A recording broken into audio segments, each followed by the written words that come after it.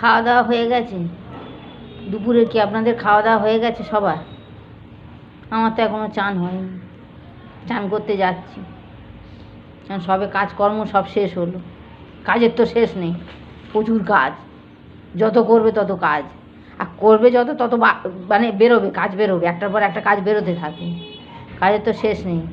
আমি এখন চান করতে যাচ্ছি, চান করতে গিয়ে কিছু কাঁচা আছে সেগুলো করতে হবে, তারপরে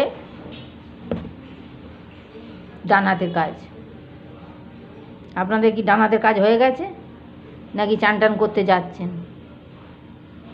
যাও, তোমরাও সবাই চান টান করে খেয়ে দিয়ে নাও, শীতের বেলা দেখতে দেখতেই শেষ হয়ে যাচ্ছে।